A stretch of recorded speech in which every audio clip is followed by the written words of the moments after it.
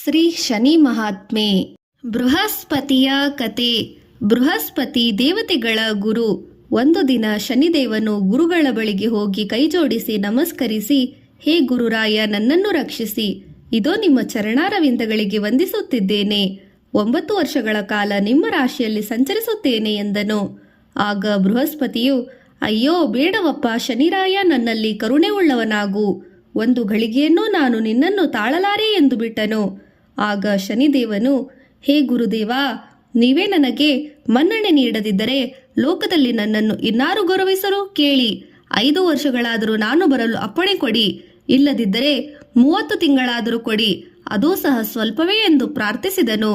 ಆಗ ಬೃಹಸ್ಪತಿಯು, ಶನಿರಾಯ, ಇದೋ ನಾ ತಾಳಲಾರೇನಪ್ಪ ಎಂದನು. ಶನಿಯು ಇನ್ನು ಗುರುವಿಗೆ ತೊಂದರೆ ಕೊಟ್ಟರೆ ಶಪಿಸುವರು ಎಂದು ಬಗೆದು, ಗುರುವೇ, ನಿಮ್ಮ ಕರುಣೆಯಿಂದ ಪ್ರಸನ್ನನಾಗಿರುವೆ, ಬೇಡಿಕೊಳ್ಳಿ, ವರವನ್ನು ಕೊಡುತ್ತೇನೆ ಎಂದನು. ಆಗ ಗುರುವು, ಶನಿರಾಜ, ನಾನೆಂದೂ ಕೇಳುವುದಿಷ್ಟೇ, ನೀನು ನನ್ನ ರಾಶಿಗೆ ಬರಬೇಡವಪ್ಪ, ಇದೇ ನಾನು ಬೇಡುವ ವರ ಎಂದನು. ಆದರೆ ಶನಿ ಅಷ್ಟಕ್ಕೆ ಬಿಡಲಿಲ್ಲ. 7:15 ಜಾವ ಬರುವರ ಅಷ್ಟು ಅನುಮತಿ ಕೊಡಿ, ನೀವೇ ನನ್ನನ್ನು ಮನ್ನಿಸಿದರೆ ಲೋಕದಲ್ಲಿ ನನ್ನಾರು ಮನ್ನಿಸರು. ಗುರುರಾಜ, ನೀವು ಸರ್ವಲೋಕಕ್ಕೆ ಗುರುಗಳು ದಯೆ ತೋರಿ ಎಂದು ಪ್ರಾರ್ಥಿಸಿ ಅಪ್ಪಣೆ ಬೇಡಿದನು.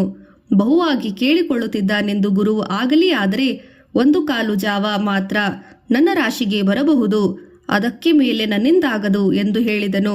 ಬೃಹಸ್ಪತಿ ತನ್ನ ಮನಸ್ಸಿನಲ್ಲಿ ಹೇಗೋ 1/4 ಜಾವು ಸ್ನಾನ ಸಂಧ್ಯಾದಿಗಳಲ್ಲಿ ಕಳೆದು ಹೋಗುತ್ತದೆ ಎಂದು ಭಾವಿಸಿ ಗರ್ವವುಳ್ಳವನಾದನು. ಶನಿರಾಯನು ಬೃಹಸ್ಪತಿಯ ಅಪ್ಪಣೆಯಿಂದಲೇ ಸಂತುಷ್ಟನಾದನು. ಇತ್ತ ಬೃಹಸ್ಪತಿಯು ಚಂಚಲ ಬುದ್ಧಿಯುಳ್ಳವನಾಗಿ ಗಂಗಾ ಸ್ನಾನ ಮಾಡಲೆಂದು ಭೂಲೋಕಕ್ಕೆ ಬಂದನು. ಆಗ ಶನಿರಾಜನು ಸನ್ಯಾಸಿ ವೇಷವನ್ನು ಧರಿಸಿ ಗುರುವಿನ ಎದುರಿಗೆ ಕಾಣಿಸಿಕೊಂಡನು. ಅವನ ಬಳಿ 2 ಕೆಕ್ಕೇರಿಕೆ ಹಣ್ಣುಗಳಿದ್ದವು. ಆ ಹಣ್ಣುಗಳನ್ನು ಒಂದು ಬುಟ್ಟಿಯಲ್ಲಿರಿಸಿದನು. ಶನಿ ಗುರುವಿನ ರಾಶಿಗೆ ಪ್ರಾಪ್ತನಾಗಿದ್ದನು. ಶನಿಯು ಮಾಯಾವೇಷದಲ್ಲಿದ್ದುದರಿಂದ ಗುರುವಿಗೆ ಅವನಾರೆಂದು ತಿಳಿಯಲಿಲ್ಲ. ಶನಿಯು ಗುರುವಿಗೆ, ಸ್ವಾಮಿ, ಇದೋ ನಿಮಗಾಗಿ ಈ 2 ಹಣ್ಣುಗಳನ್ನು ಕೊಡುತ್ತಿದ್ದೇನೆ, ಫಲಾಹಾರ ಮಾಡಿರಿ ಎಂದು ಕೊಟ್ಟು ಹೊರಟು ಹೋದನು. ಇತ್ತ ಕಡೆ ಬೃಹಸ್ಪತಿ ಗುರುವು ಮಾಯಾವೇಷದ ಶನಿಯು ನೀಡಿದ ಫಲಗಳನ್ನು ತೆಗೆದುಕೊಂಡು ಸ್ನಾನಾಹಿಕ್ನಗಳಿಗಾಗಿ ನದಿ ತೀರಕ್ಕೆ ಬಂದನು. ಸ್ನಾನ ಮುಗಿಸಿ ಸಂಧ್ಯಾವಂದನೆ ಮಾಡಿ ಗುರುವು ಒಂದು ಕೈಯಲ್ಲಿ ಹಣ್ಣುಗಳಿದ್ದ ಬುಟ್ಟಿಯನ್ನು ಮತ್ತೊಂದು ಕೈಯಲ್ಲಿ ಕಮಂಡಲವನ್ನು ಹಿಡಿದು ಪಟ್ಟಣದ ಮಾರ್ಗದಲ್ಲಿ ಬರುತ್ತಿರಬೇಕಾದರೆ ಅಲ್ಲಿ ಒಂದು ಚಮತ್ಕಾರ ನಡೆಯಿತು. ಭೃಗುರಾಜನೆಂಬುವನು ಆ ಪಟ್ಟಣದ ರಾಜ. ಅವನಿಗೊಬ್ಬ ಮಂತ್ರಿ ಇದ್ದನು. ರಾಜನಿಗೂ ಮಂತ್ರಿಗೂ ಒಬ್ಬೊಬ್ಬರು ಗಂಡು ಮಕ್ಕಳಿದ್ದರು. ರಾಜಕುಮಾರ ಮತ್ತು ಮಂತ್ರಿ ಕುಮಾರ ಇಬ್ಬರು ಸವಾರಿ ಮಾಡಿ ಬರುವೆನೆಂದು ಆ ದಿನ ಹೊರಗೆ ಹೋಗಿದ್ದರು. ಭೋಜನದ ವೇಳೆಯಾದರೂ ಬರದಿದ್ದನ್ನು ಕಂಡು ರಾಜನು ಮಕ್ಕಳನ್ನು ಕರೆದು ತರಲು ಭಟ್ಟರನ್ನು ಕಳುಹಿಸಿದನು. ಈ ಕಡೆ ರಾಜಭಟ್ಟರು 2 ಕುಮಾರರನ್ನು ಹುಡುಕಿ ಬರುತ್ತಿರಲು ದಾರಿಯಲ್ಲಿ ಗುರುವು ಕಾಣಿಸಿಕೊಂಡನು.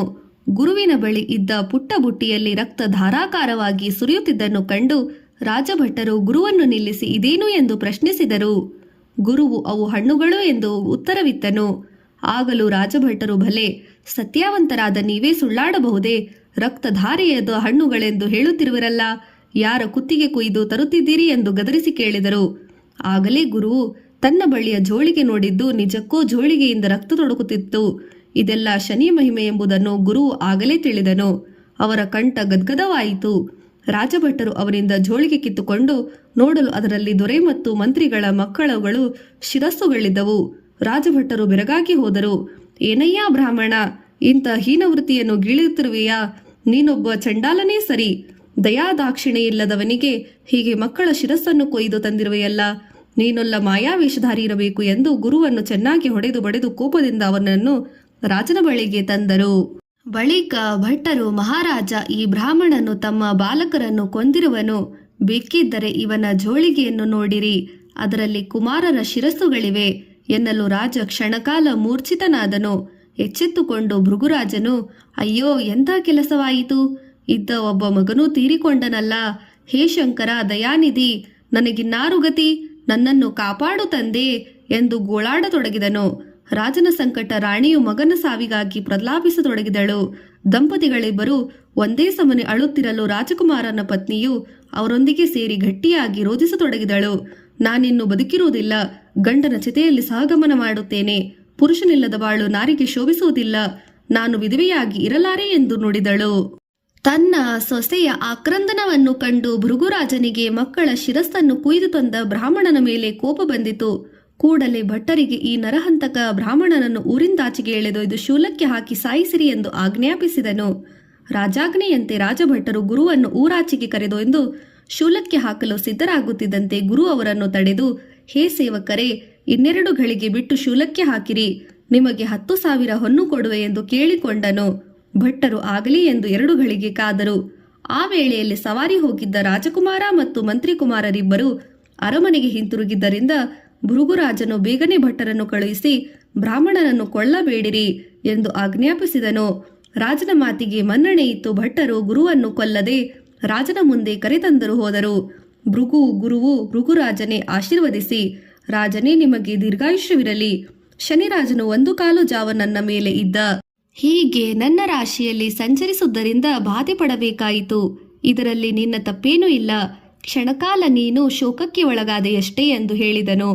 ಗುರುವಿಂದ ಭೃಗುರಾಜನಿಗೆ ಎಲ್ಲವೂ ತಿಳಿದಾಗ ರಾಜನು ಧೈರ್ಯಗುಂದಿ, ಗುರುಗಳೇ, ಆಚಾರ್ಯರೇ, ನನ್ನ ಅಪರಾಧವನ್ನು ಕ್ಷಮಿಸಿರಿ. ದೇವಗುರುವಾದ ನಿಮ್ಮನ್ನು ವಧಿಸಲು ಹೋಗಿದ್ದೇನಲ್ಲ, ಇದರಿಂದ ಬ್ರಹ್ಮಹತ್ಯೆಯ ದೋಷಕ್ಕೆ ಒಳಗಾಗುತ್ತಿದ್ದೆ. ನಿಮ್ಮ ಕರುಣೆಯಿಂದ ತಪ್ಪಿತು ಎಂದು ಹೇಳಿ ಬೃಹಸ್ಪತಾಚಾರ್ಯರನ್ನು ತನ್ನ ಸಿಂಹಾಸನದ ಮೇಲೆ ಕೂರಿಸಿ ನನ್ನನ್ನು ರಕ್ಷಿಸುವ ಭಾರ ನಿಮ್ಮದೆಂದು ಹೇಳಿದನು. ಆಗ ಗುರು ಭೃಗುರಾಜನೇ, ರಾಜನೇ, ಯಾಕೆ ದುಃಖಪಡುವೆ? ನಿನ್ನಿಂದ ಯಾವ ತಪ್ಪೂ ಆಗಿರುವುದಿಲ್ಲ. ಎಲ್ಲವೂ ಶನಿರಾಜನ ಮಹಿಮೆ. ಬೇಕಿದ್ದರೆ ನನ್ನ ಜೋಳಿಗೆಯನ್ನು ತರಿಸಿ ನೋಡು, ಅದರಲ್ಲಿ ಕೆಕ್ಕೇರಿಕೆ ಹಣ್ಣುಗಳಿವೆ ಎಂದನು. ಕೂಡಲೇ ಭೃಗುರಾಜನು ಜೋಳಿಗೆಯನ್ನು ತರಿಸಿ ನೋಡಲು ಅದರಲ್ಲಿ 2 ಹಣ್ಣುಗಳಿದ್ದನ್ನು ಕಂಡು ಅಚ್ಚರಿಗೊಂಡನು. ಬಳಿಕ ಭೃಗು ಬೃಹಸ್ಪತಿಗಳಿಗೆ ವಂದಿಸಿ ಊಟಕ್ಕಿಟ್ಟು ದಕ್ಷಿಣೆ ಉಡುಗೊರೆಗಳನ್ನು ಕಳಿಸಿಕೊಟ್ಟನು. ಬೃಹಸ್ಪತಿಯು ದೇವಲೋಕಕ್ಕೆ ಹಿಂತಿರುಗಿದನು. ಶನಿದೇವನು ಬೃಹಸ್ಪತಿಯ ಬಳಿಗೆ ಬಂದು ವರ್ತಮಾನವೇನೆಂದು ಕೇಳಲು ಗುರುವು, ಅಯ್ಯ ಶನಿರಾಯ, ನಿನ್ನ ಮಹಿಮೆಯನ್ನು ಏನೆಂದು ಹೇಳಲಿ? 1 ಕಾಲ ಜಾವ ಆದರೂ ನನ್ನ ಪ್ರಾಣವೇ ಹೋಗುತ್ತಿತ್ತು. ಇನ್ನು ನಾನು ಹೇಳುವುದು ಕೇಳು. ಇಂದಿಗೂ ನರರಿಗೆ ಇಂತಹ ಕಡು ಕಷ್ಟಗಳನ್ನು ಕೊಡಬೇಡ. ನನ್ನ ಈ ಮಾತನ್ನು ನಡೆಸಿಕೊಡು ಎಂದು ಹೇಳಿದನು. ಆಗ ಶನಿಯು, ಗುರುದೇವ, ನನ್ನ ಅಪರಾಧವನ್ನು ಕ್ಷಮಿಸಿ. ಗರ್ವ ಮಾಡುವ ಯಾರಿಗೇ ಆಗಲಿ ಪೀಡೆ ಕೊಡುವುದು ನನ್ನ ಮತ. ನೀವು ಸ್ವಲ್ಪ ಗರ್ವಪಟ್ಟಿರಿ, ಅದಕ್ಕೆ ನಿಮಗೆ ಕಷ್ಟ ಬಂದಿತು. ಯಾರು ನಿಮ್ಮ ಚರಣ ಭಜನೆ ಮಾಡುವರೋ ಅವರನ್ನು ನಾನು ಪೀಡಿಸುವುದಿಲ್ಲ ಎಂದು ಹೇಳಿ ಬೃಹಸ್ಪತಿಗಳಿಗೆ ನಮಸ್ಕರಿಸಿ ಹೊರಟು ಹೋದನು. ಪರಮೇಶ್ವರ ಶಂಕರನ ಪ್ರಸಂಗ. ಶಂಕರ ಕೈಲಾಸವಾಸಿ, ಪಾರ್ವತಿ ಅವನ ಅರ್ಧಾಂಗಿನಿ, ಶಕ್ತಿ ಸ್ವರೂಪಿಣಿ ಜಗದೀಶ್ವರಿ. ಶಂಕರನಿಗೆ ಶಿವ, ಪರಮೇಶ್ವರ, ಚಂದ್ರಶೇಖರ ಎಂಬ ಅನೇಕ ಹೆಸರುಗಳಿವೆ. ತ್ರಿಮೂರ್ತಿಗಳಲ್ಲಿ ಶಂಕರನೂ ಸಹ ಒಬ್ಬನು. ಒಮ್ಮೆ ಶಂಕರನ ಮೇಲೆ ಶನಿಯ ದೃಷ್ಟಿ ಬಿದ್ದಿತು. ಶನಿಯು ಒಂದು ದಿನ ಕೈಲಾಸಕ್ಕೆ ಬಂದು ಶಿವನನ್ನು ಕಂಡು ನಮಸ್ಕರಿಸಿ, ಹೇ ಶಿವನೇ, ಶಂಕರನೇ, ಗಂಗಾಧರನೇ, ಗೌರಿವಲ್ಲಭನೇ, ನಾನು ನಿಮ್ಮ ರಾಶಿಗೆ ಬರಲಿಚ್ಛಿಸಿದ್ದೇನೆ. ನನಗೆ ಅಭಯವನ್ನು ಕೊಟ್ಟು ಕಾಪಾಡಿರಿ ಎಂದು ಹೇಳಿದನು. ಶಂಕರನಿಗೆ ಶನಿಯ ಮಾತು ಕೇಳಿ ದಿಗ್ಭ್ರಮೆಯಾಯಿತು. ಅಯ್ಯ ಶನಿರಾಯ, ನೀನೇನೋ ಬರುತ್ತೀನಿ ಎಂದು ಬಿಟ್ಟೆ. ಹಾಗೆ ನೀನು ಬರುವುದಾದರೆ ಎಂದು ಬರುವೆ ಎಂದು ಹೇಳಿ ಬಾಪ ಎಂದು ಕೇಳಿಕೊಂಡ. ಅದಕ್ಕೆ ಶನಿಯು, ಧನ್ಯನಾದೆ ಶಿವನೇ, ನೀನು ಹೇಳಿದಂತೆ ಆಗಲಿ, ನಾನು ನಾಳೆಯೇ ಬರುವೆನು ಎಂದು ಹೇಳಿ ಹೊರಟು ಹೋದನು. ಶನಿರಾಯನು ನಾಳೆ ದಿನ ಬರುತ್ತೇನೆಂದು ಹೇಳಿ ಹೋಗಲು ಶಂಕರನು ಮಾರನೇ ದಿನ ಕೈಲಾಸ ಪರ್ವತದಲ್ಲಿ ಅಡಗಿ ಕುಳಿತುಕೊಂಡು ಬಿಟ್ಟನು. ಮಾರನೇ ದಿನ ಶನಿ ಕೈಲಾಸಗಿರಿಗೆ ಬಂದಾಗ ಶಂಕರನ ಸುಳಿವೇ ಗೊತ್ತಾಗಲಿಲ್ಲ. ಮರುದಿನ ಶನಿರಾಜನು ಕೈಲಾಸಕ್ಕೆ ಬಂದಾಗ ಶಿವನು ಅಲ್ಲಿ ವಿರಾಜಮಾನನಾಗಿದ್ದನು. ಏನಯ್ಯ ಶನಿರಾಯ, ಏನು ಮಾಡಿದೆ ನೀನು? ನನ್ನನ್ನು ಹಿಡಿಯಲೆಂದು ಇಂದು ಬಂದಿರುವೆಯಲ್ಲ ಎಂದು ತಾನೇ ಮಾತನಾಡಿಸಿದನು. ಆಗ ಶನಿಯು ಮುಗುಳ್ನಗುತ್ತಾ, ಹೇ ಶಂಕರನೇ, ಏಕೆ ಈ ಪರಿಹಾಸ್ಯ? ನನಗೆ ಹೆದರಿತಾನೆ ನಿನ್ನನ್ನು ನೀನು ಕಾಣಿಸಿಕೊಳ್ಳದೆ ಗಿರಿಯಲ್ಲೆಲ್ಲೋ ಅಡಗಿ ಕುಳಿತಿದ್ದದ್ದು ಇನ್ನು ಹೇಳುವುದು ಕಾಣೆ. ಅದಕ್ಕಿಂತ ಭಯವು ಏನಾಗುವುದು ಎಂದು ನೋಡಿದನು. ಶನಿದೇವರ ಮಾತಿಗೆ ಮೆಚ್ಚಿ ಶಂಕರನು ಅವನನ್ನು ಬಲವಂತನೆಂದು ಹೊಗಳಿ ಕಳುಹಿಸಿಕೊಟ್ಟನು. ಹೀಗೆ ಶನಿಯ ಪೀಡೆ ಶಂಕರನಿಗೂ ತಪ್ಪಲಿಲ್ಲ.